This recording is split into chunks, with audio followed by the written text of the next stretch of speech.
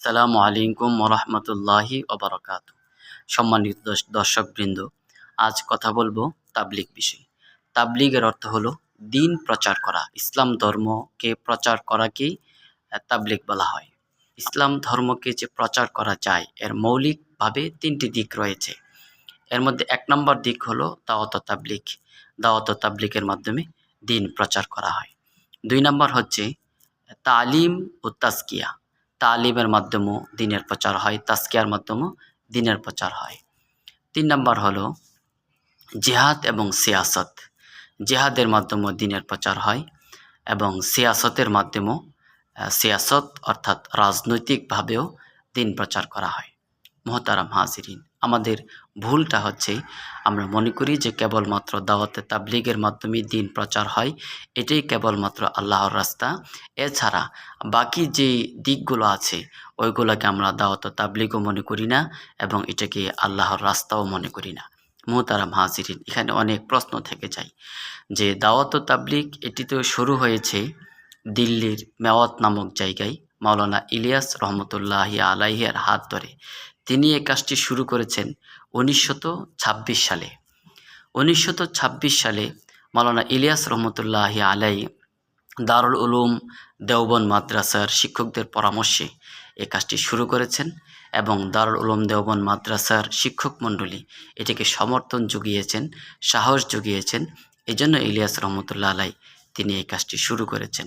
মোহতারাম হাজিরিন, তাহলে প্রচলিত যে দাওয়াতে তাবলিগ এটি 1926 সাল থেকে যদি শুরু হয়, তাহলে এর আগে যে ইসলামের মহান বড় বড় পণ্ডিতরা ইসলামের দাওয়াত দিয়েছেন, প্রচারণা করেছেন, তারা তো এরকম এই নিয়মে দাওয়াত তাবলিগের কাজ তারা করেননি। শাহজালাল ইয়ামানি রহমতুল্লাহ আলাই তিনি ইয়ামান দেশ থেকে ভারতে সফর করেছেন, ভারত থেকে বাংলাদেশে এসেছেন। তিনি দাওয়াত তাবলিগের পদ্ধতিতেই তিনি এদেশে আগমন করেছেন। তবে তিনি ইলিয়াস রহমতুল্লাহ আলাই যে পদ্ধতি আবিষ্কার করেছেন সেই পদ্ধতিতে তিনি আসেন নাই, অর্থাৎ তিনি চিল্লার জামাত নিয়ে আসেননি অথবা তিনি 3 দিনের জামাত নিয়ে দেশে আসেননি। খাজা মঈনুদ্দিন চিশতি রহমতুল্লাহ আলাই তিনি তাবলিগ করে অসংখ্য অমুসলিমকে মুসলমান বানিয়েছেন, তবে ওনার তাবলিগটাও এই প্রচলিত দাওয়াত তাবলিগ ছিল না। তাহলে ইসলামের মহান বড় বড় যে মনীষীরা ইমাম গাজালি রহমতুল্লাহ আলাই, ইমাম আবু হানিফা, ইমাম বুখারী রহমতুল্লাহ আলাই, তারা কেউ এ প্রচলিত নিয়মে তারা দাওয়াত তাবলিগের কাজ করেননি। মোহতারাম হাজিরিন, বলার উদ্দেশ্য হলো আমরা অনেকে মনে করি যে এটাই হচ্ছে একমাত্র দিন বুলন্দির এবং দিনকে প্রচার করার একমাত্র মাধ্যম। এটি আসলে সঠিক নয়। আসলে দিন প্রচারের মাধ্যমগুলো হচ্ছে মৌলিকভাবে 3টি।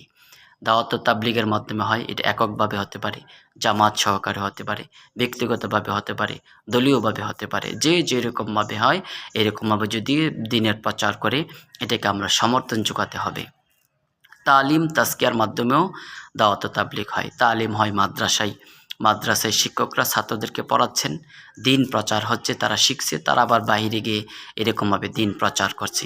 তাজকিয়ার মাধ্যমে হয় তাজকিয়া পীরের খানকায়, পীরের খানকায় পীর সাহেব তার মুরিদদানকে ইসলামের দীক্ষা দিচ্ছেন, ইসলামী শিক্ষায় শিক্ষিত করছেন, তাদেরকে ইসলামের দিকগুলো বুঝিয়ে দিচ্ছেন, তারা ধার্মিক হচ্ছেন।